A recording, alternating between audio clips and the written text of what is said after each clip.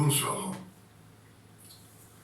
Vous qui aimez mes messages, une fois de plus, je suis parmi vous. Je vous salue au nom de notre Père éternel et au nom de notre Sauveur et Seigneur Jésus-Christ. Une fois de plus, je suis parmi vous et je suis heureux. Pour moi, c'est un privilège que le Père éternel me donne de pouvoir vous apporter un nouveau message de grâce. L'autre jour, on a médité ce qui est la loi.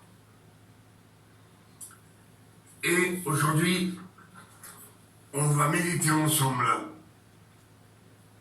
ce qui est la grâce, la définition de la grâce. On va la méditer ensemble.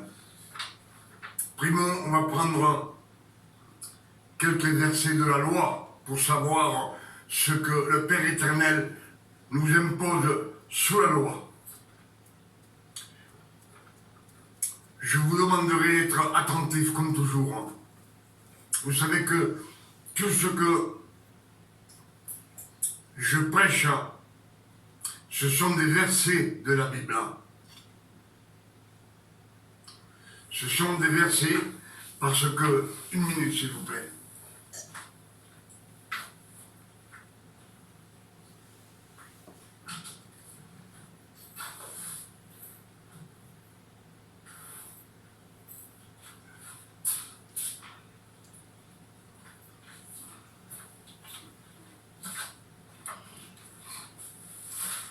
Comme je vous dis toujours, c'est notre nourriture. Le Père éternel, c'est le Verbe, il nous l'a laissé pour qu'on étudie, pour qu'on médite nuit et jour, afin que sa parole ne s'éloigne pas de notre bouche. Dans les Écritures, il est dit que quand vous connaîtrez, votre bouche ne s'arrêtera plus de parler. C'est-à-dire de prêcher la bonne parole. Et ce soir, ce qu'on va méditer ensemble, on va voir ce que le Père éternel nous impose à tous ceux qui sont sous la loi. Alors, dans la loi, Matthieu 5, verset 24, celui qui dira à son frère insensé mérite le feu de la gêne. C'est-à-dire que vous dites à votre frère insensé une mauvaise parole et vous êtes condamné à l'enfer. Matthieu 5, verset 29. Si ton œil droit est une occasion de chute pour toi, arrache-le et jette-le. Si ton œil droit, c'est-à-dire l'œil droit, on sait bien que c'est ce qui nous domine. Les mauvaises vues, les mauvais regards, les mauvaises appréciations qu'on aime. Verset 34, tu ne jureras pas. Aucun, jamais juré, ni pour ci, ni pour là, ni devant Dieu, ni devant la Bible, ni devant le trône de Dieu, c'est un péché mortel.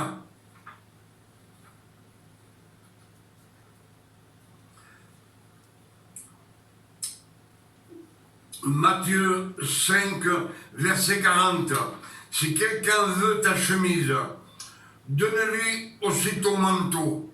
Si quelqu'un veut t'enlever la chemise, donne-lui aussi ton manteau.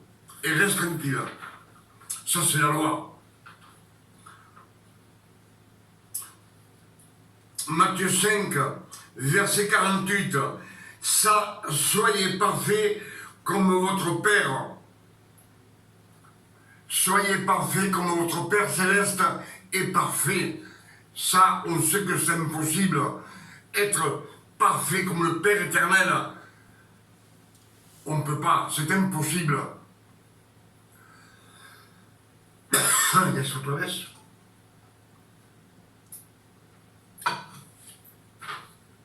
Dans l'Exode 24, verset 3, qui pourra monter à la montagne de l'Éternel?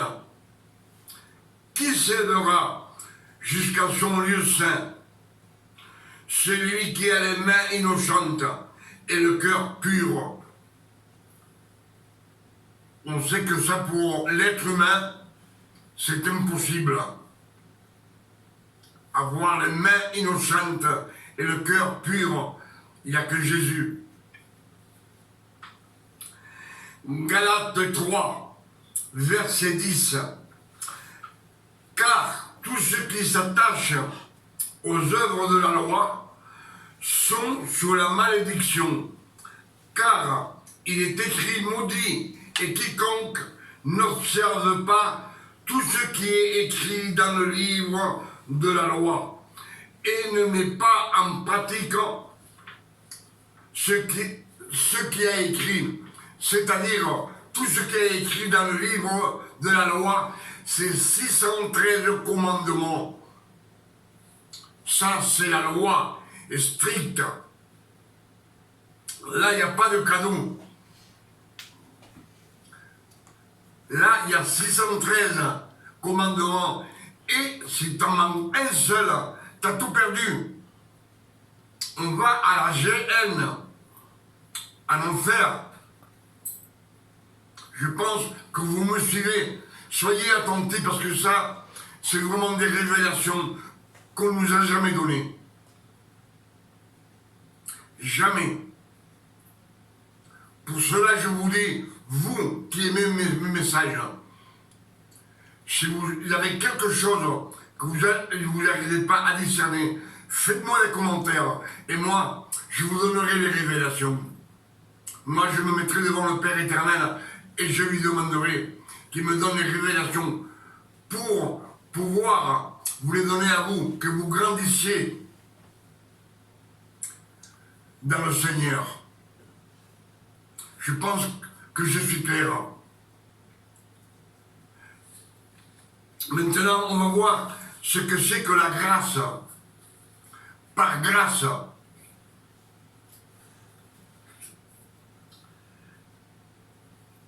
Genèse 15, verset 6. Dieu exige un acte de foi à Abraham. Le Père éternel dit à Abraham, sors de ta famille, je t'amènerai où coule le lait et le miel.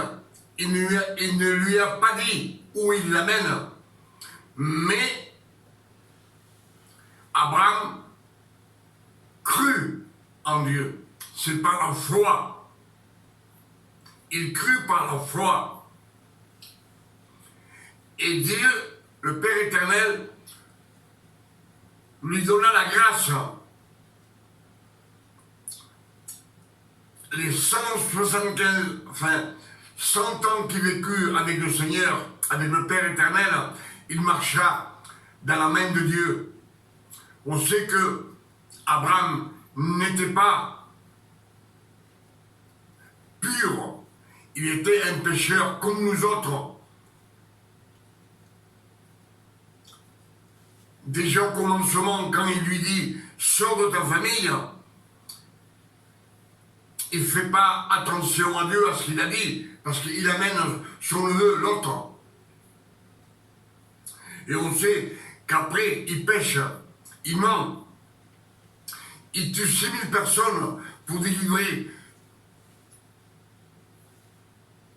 son neveu, l'autre, qui avait été fait prisonnier par des rois.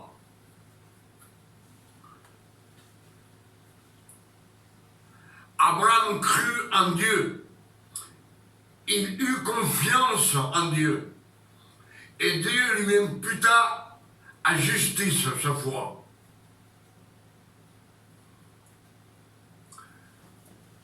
Il ne la méritait pas, mais le Père éternel lui imputa à justice sa foi.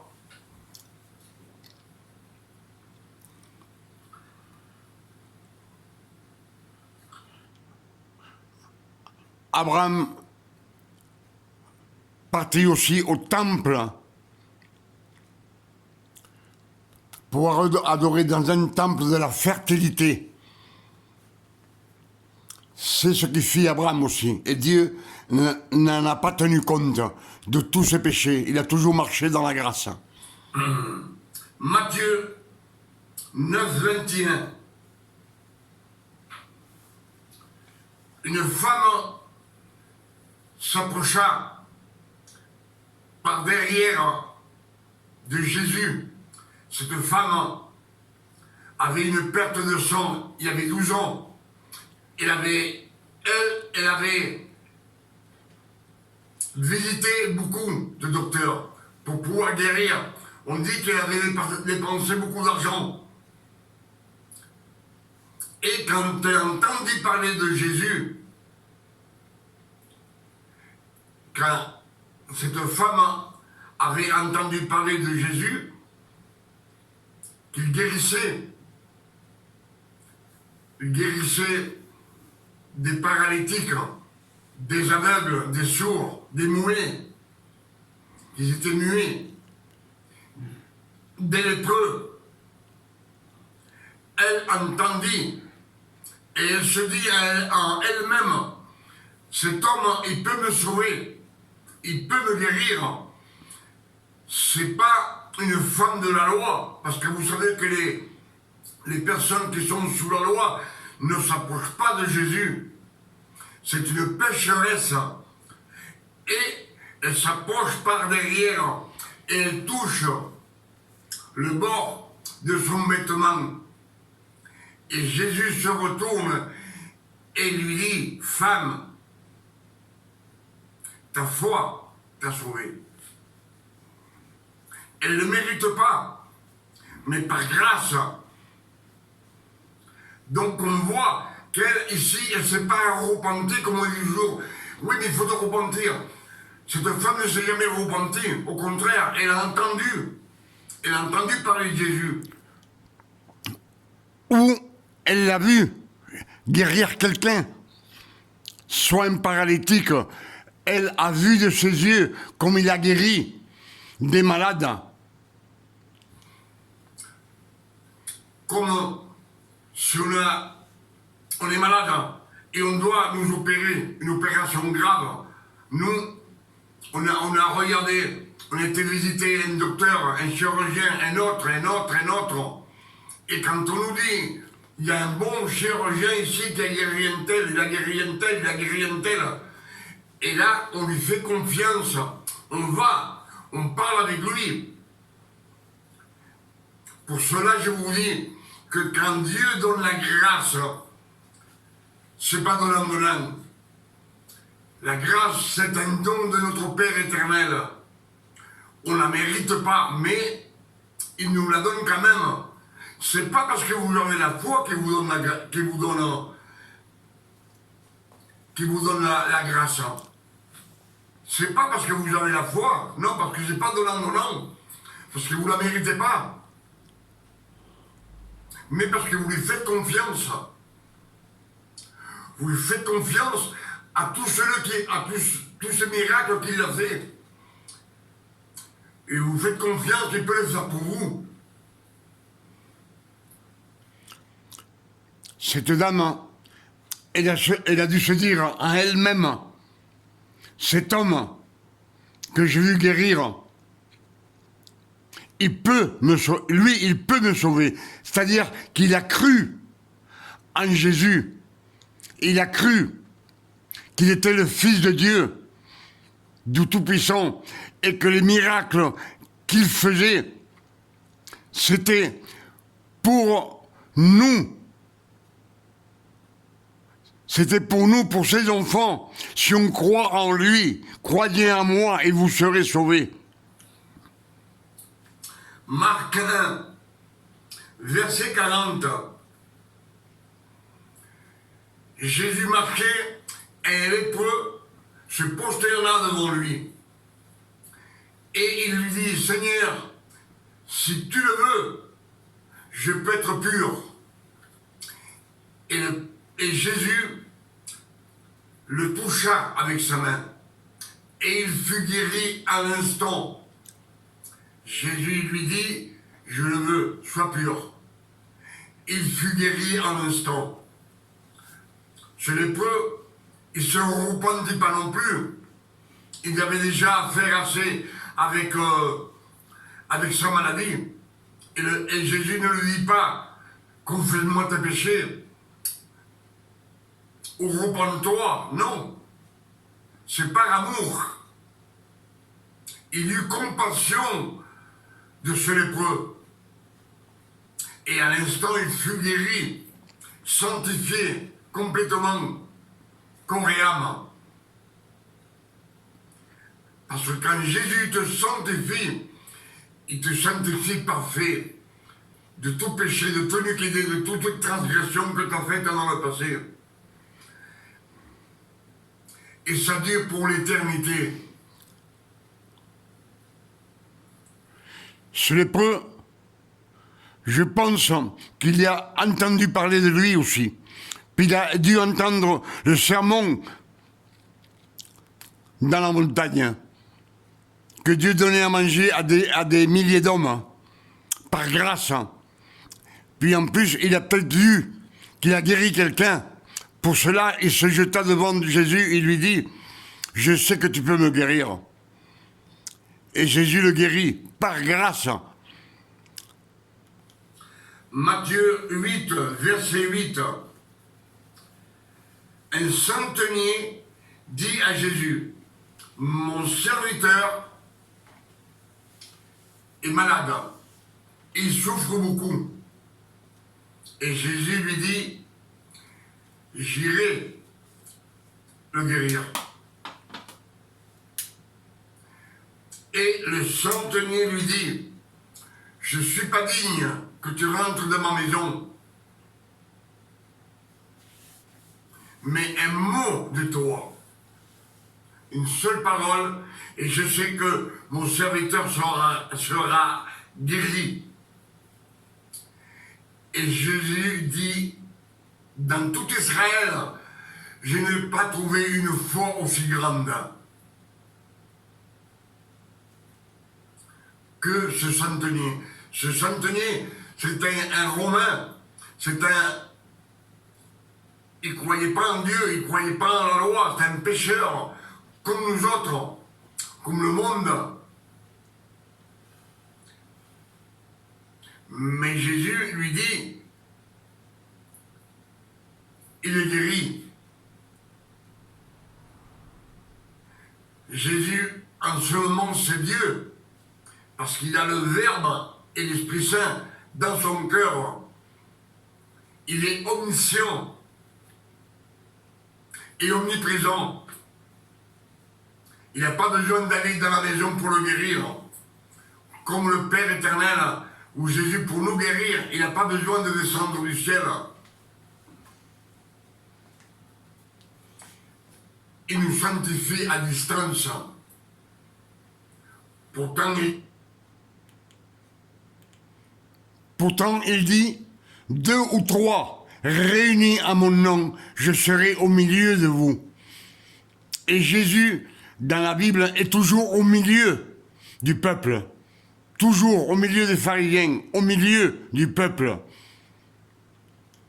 Il ne s'est pas repenti de ses péchés.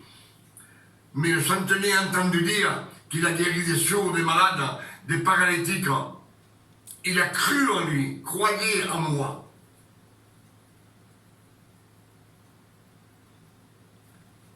Il ne leur dit pas, suis-moi. Non. Il ne leur a pas dit, demandez pardon. Repentez-vous. Non. C'est par grâce. C'est un don de la grâce, c'est un don de Dieu.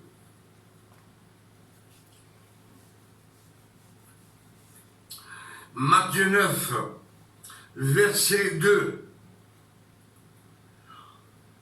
On amena un paralytique couché dans son lit.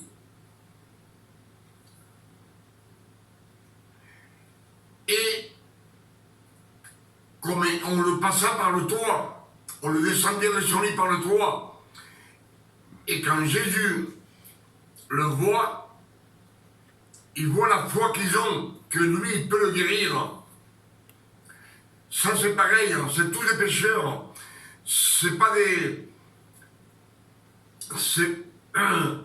des pharisiens, ni des scribes, ni des sadducéens, non.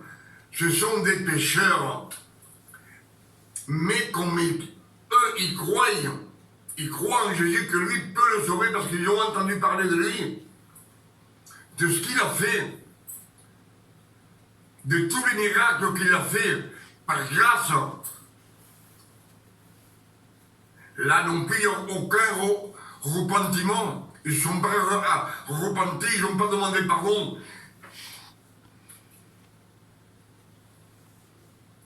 Ils n'ont pas demandé pardon.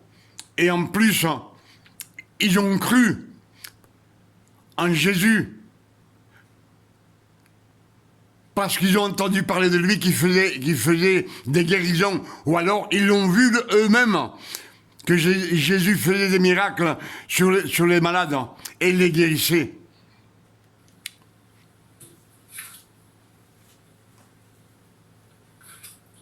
Jean 11, verset 25, Jésus dit comme ceci: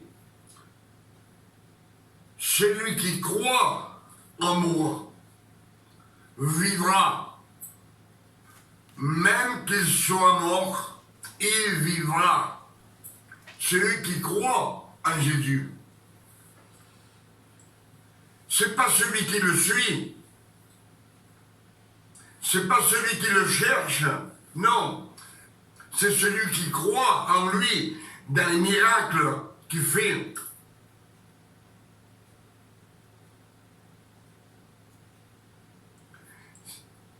Je ne sais pas si vous me suivez, ce que je suis en train de vous dire. On sait que Jésus a fait beaucoup de miracles. Il a ressuscité des morts. Il a guéri des paralytiques.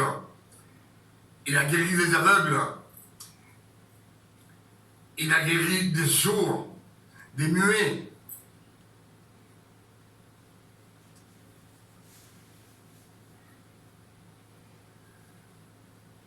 Il a rechassé des démons, des personnes qui étaient possédées. Et les gens, ils entendent et ils ont confiance en lui. Comme je vous ai dit, si on est malade et on connaît un bon professeur qui a guéri un tel, on va le voir.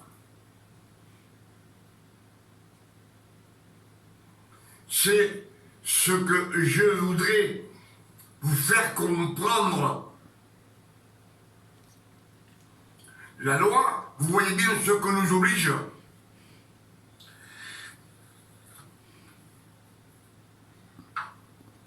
Luc 2, verset 49. Jésus dit à Marie, sa mère, et à Joseph: pourquoi vous me cherchez-vous? Pourquoi me cherchez-vous? Ne savez-vous pas qu'il faut que je m'occupe des affaires de mon Père? Il a 12 ans quand il dit ça.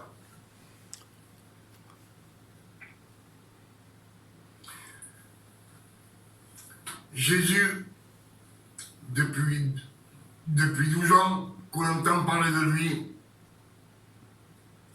jusqu'à 30 ans, il n'a jamais commis un péché.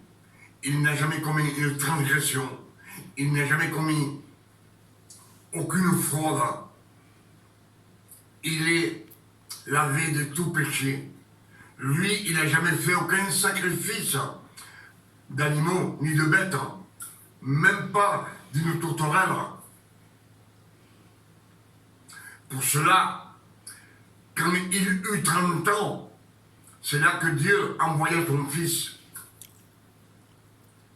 Et quand il fut baptisé, dans le Jourdain.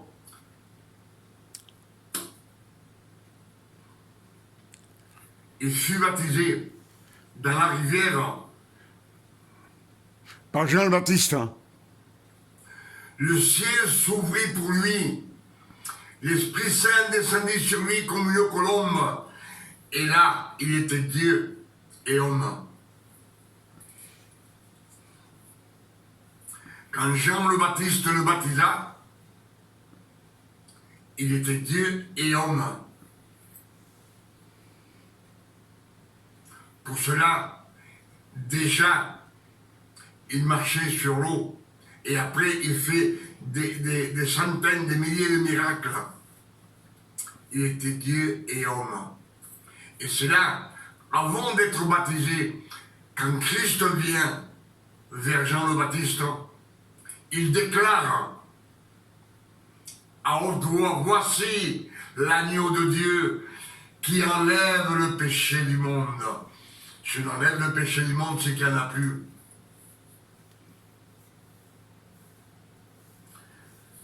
Mais quand Jésus a ressuscité, il nous a fait ressusciter avec lui. Il nous a fait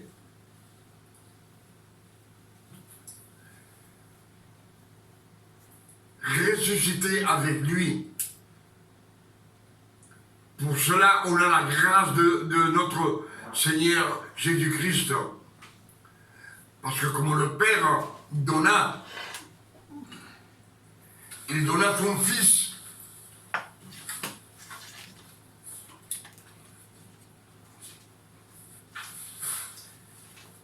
Éphésiens 2, verset 5. Dieu offrit son Fils sur la croix, son Fils aimé, Jésus, un sacrifice sur la croix maudite, pour qu'il efface avec son précieux sang tous nos péchés, toutes nos iniquités, toutes nos transgressions, toutes les malédictions. Et le Père éternel le ressuscita au troisième jour. Jésus, le Père éternel le ressuscita. Et il nous ressuscita à nous aussi, au monde entier. Au monde entier. Pas seulement une partie, non, le monde entier, même les pécheurs, même les personnes de mauvaise vie, il ressuscita le monde entier. Et ensemble, il nous ressuscita. Et ensemble, il nous a assis dans les cieux célestes, tous ensemble avec Jésus. C'est ce que dit Éphésiens 2, verset 5. Il est dit dans les Écritures que quand Christ ressuscita au troisième jour, beaucoup de tombeaux s'ouvrirent et beaucoup de saints ressuscitèrent, les saints de Dieu. Pour cela, je vous dis que le Christ a ressuscité le monde entier, pas simplement une partie, le monde entier. Pour cela, je vous dis que tout ce que je vous dis, c'est écrit dans les Écritures.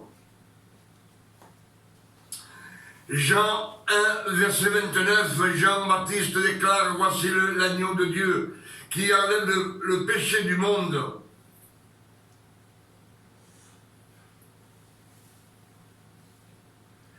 Et l'Esprit Saint descendit sur lui comme une colombe. Les cieux s'ouvrirent et Jésus est Dieu et homme. Il est Dieu et homme parce que pendant 30 ans, il a eu le Verbe dans le cœur. Et à 30 ans, l'Esprit Saint s'est joint en lui. Il a deux parties du Père. Le Verbe et le Saint-Esprit. Le Père est en haut, dans le ciel. avec tous les anges, tous les archanges et des milliards d'anges. Mais le Verbe et l'Esprit Saint sont ici, sur la terre, à cette époque, quand Christ marchait. Pour cela, je vous dis que les révélations qu'on trouve,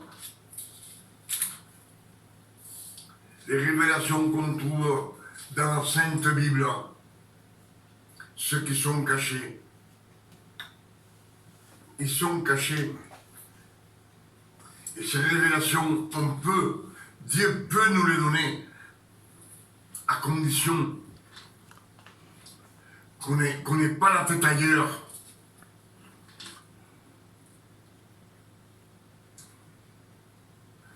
Qu'on ne dise pas, je vais prendre ma croix et suivre Jésus. Jésus ne veut plus que tu le suives maintenant. Je ne suis plus Jésus, crois en lui. Celui qui croira en moi aura la vie éternelle, même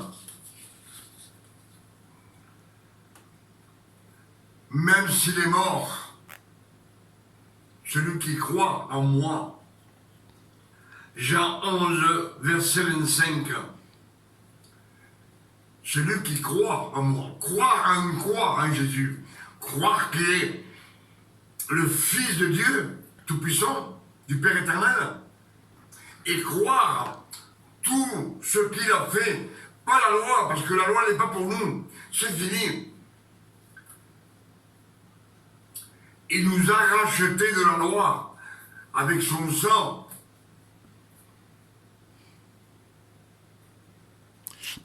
Croire que Jésus est le Fils de Dieu, que Dieu lui a donné tout pouvoir, que tous les miracles qu'il fait sur la terre sont des promesses pour nous, pour ses enfants, si on croit qu'il est le Fils de Dieu, si on croit qu'il est mort sur la croix pour nous, qu'il a effacé nos péchés. C'est ce que Dieu, Jésus-Christ veut dire en disant « Croyez en moi, croyez en moi ».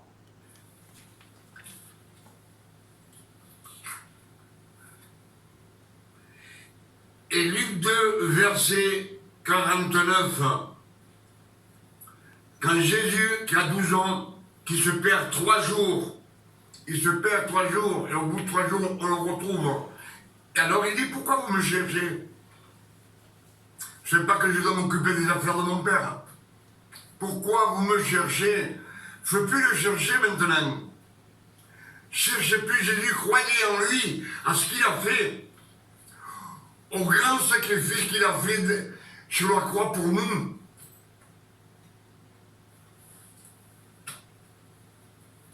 Parce que sur la croix, c'était pas Dieu non plus, c'était Jésus. Le sang et la chair, ils ont vaincu. Pour ce mérite, le Père éternel l'a assis à côté de lui. Et il nous a aussi ressuscité avec lui.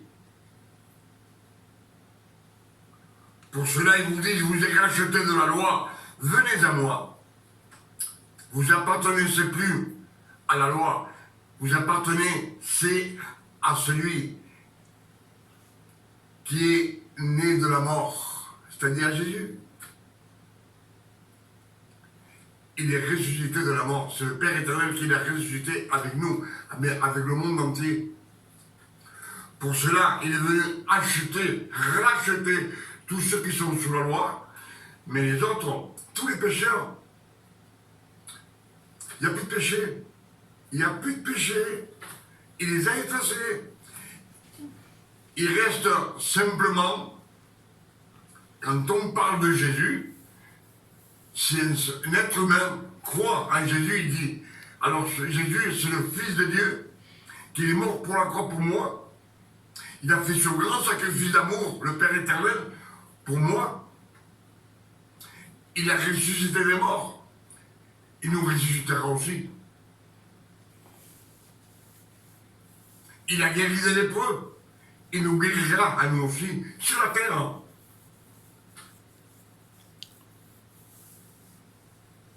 Des aveugles. Tous ces miracles, c'est pour ces enfants sur la terre. Pour cela, comme Jésus dit à ses apôtres, allez annoncer la bonne nouvelle. Annoncer la bonne nouvelle, ce n'était pas repentez-vous, non. C'était le royaume de Dieu s'approche. Jean le Baptiste disait repentez-vous, repentez-vous. Mais maintenant, c'est fini. La repentance, elle est jetée. Pour cela, il leur dit, allez vers les bruits perdus d'Israël. N'allez pas chez les Samaritains et n'allez pas non plus chez les païens. Eux, ils n'avaient pas besoin. Parce que Dieu, le Père éternel, savait qu'après la croix, après la résurrection du Christ, eux, ils ont juste à croire en Jésus. Croyez en moi. Croyez. Croyez que je suis le Fils de Dieu. Que Dieu m'a mis sur la croix pour vous. Ce grand sacrifice. Je pense qu'on a... Dieu nous a ressuscités. Quand le Père éternel ressuscita Jésus-Christ, il nous ressuscita ensemble avec lui. Et ensemble, il nous a assis, ensemble, dans les lieux célestes. C'est ce que je voudrais bien vous expliquer, qu'il n'y a plus de péché. On a partagé beaucoup de choses ensemble, beaucoup de révélations ce soir. Et pour cela,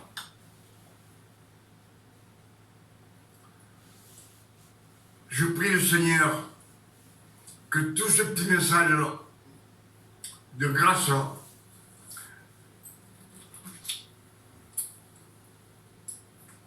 que je vous ai annoncé ce soir,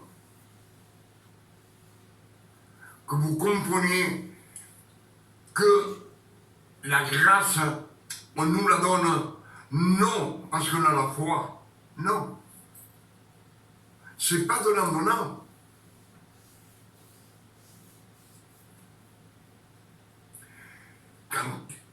Quand Jésus était sur la terre, il disait ta foi, parce que tu crois en moi, ta foi t'a sauvé.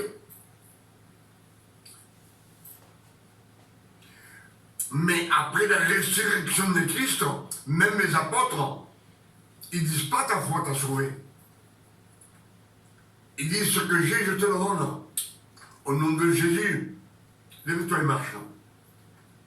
Il n'y a aucune repentance. C'est pas de l'indolence, c'est fini. Tout cela, c'était quand Jésus était sur la terre. Il disait ta foi t'a sauvé, parce qu'il croyait en lui. Ce qu'il était en train de faire sur la terre. Il voyait que c'était le Fils de Dieu. Il croyait en lui. Mais après sa résurrection, c'est fini. C'est fini, repentez-vous, c'est fini. Même Paul, après la résurrection du Christ, quand il reçut le Saint-Esprit, son ombre, quand Pierre marchait dans la rue, les malades qui étaient au bord de la rue, son ombre le touchait et guérissait les malades. Son ombre. Donc là, il n'y avait pas de repentance, il n'y avait pas pardonne-moi. Je ne me suis pas repenti, non. Ils étaient là parce qu'ils savaient qu'ils passaient et qu'ils pouvaient les guérir. Les apôtres, Pierre.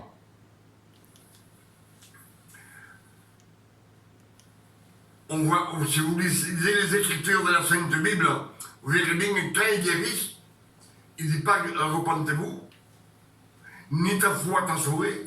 Après la résurrection de Christ, les apôtres, ils ont le Verbe et le Saint-Esprit. Le Verbe, c'est la parole de Dieu qui doivent écrire tout ce que le Christ, le Jésus a dit sur la terre. Mais quand ils guérissent quelqu'un, ils lui disent, au nom de Jésus, lève-toi et marche. C'est pas de l'indolent, c'est la grâce pure. C'est pas de moi une aiguille et je donne la grâce. Non, pas du tout. La grâce, c'est un don de Dieu. Ça n'a rien à voir avec la repentance. Ça n'a rien à voir avec les péchés. Parce que toutes ces personnes que Jésus a guéries pendant ces 3 années et demie de son ministère, il n'a jamais demandé à quelqu'un de demander pardon, ni se repentir. Non. Et après, premier c'était ta foi t'a guéri. Ta foi t'a guéri. Je te guéris par grâce. Parce que tu crois en moi. Mais après la résurrection, c'est fini. Il n'y a plus de... Ta foi t'a sauvé. Quand Pierre et Jean montent au temple, il y a un paralytique qui est là, un mendiant, qui leur demande une pièce.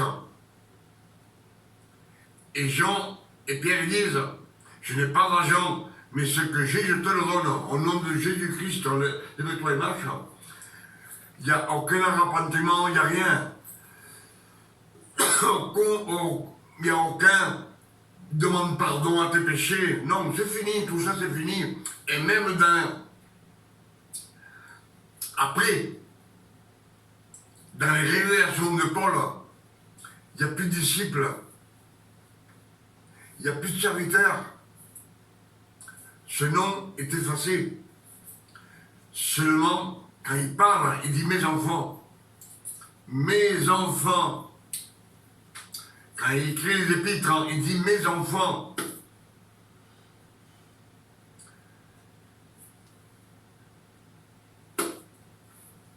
Je pense qu'on a médité beaucoup de choses ensemble. Pour ça, les révélations n'ont jamais été données. Simplement au Fils de Dieu, à ses saints. Et c'est ce qui dit Colossiens 1, verset 26. Les mystères cachés de tout temps et de tout âge, mais révélés maintenant à ses enfants, à ses saints. Savoir Christ en vous, l'espérance de la gloire. Il n'a jamais été révélé les mystères cachés de tout temps et dans tous les âges, mais révélés maintenant. Maintenant. C'est maintenant. C'est dans ces 100 dernières années de l'an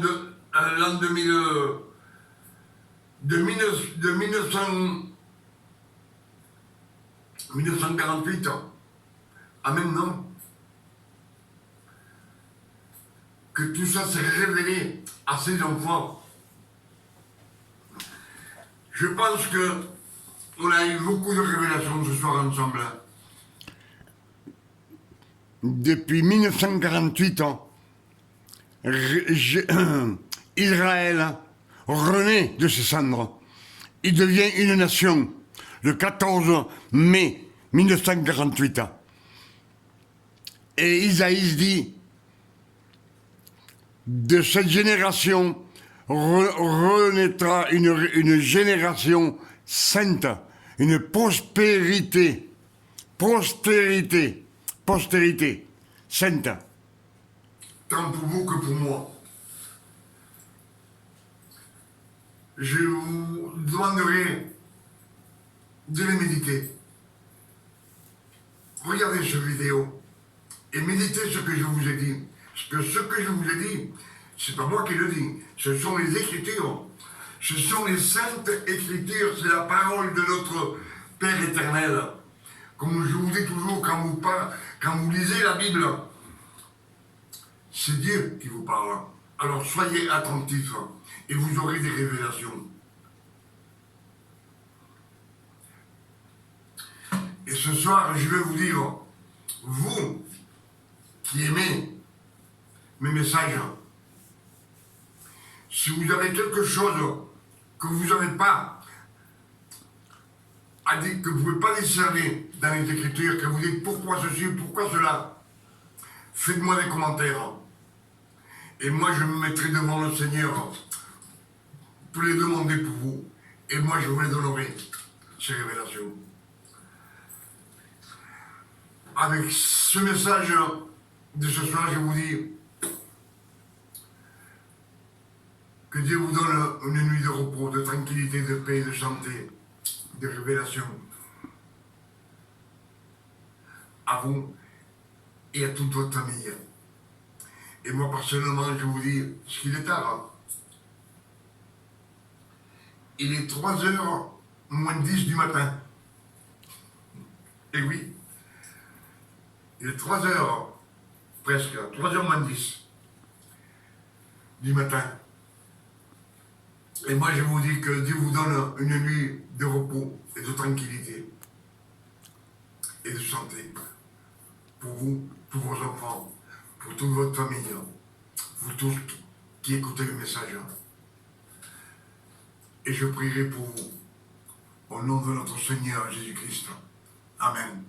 À la prochaine, si le Père éternel le permet.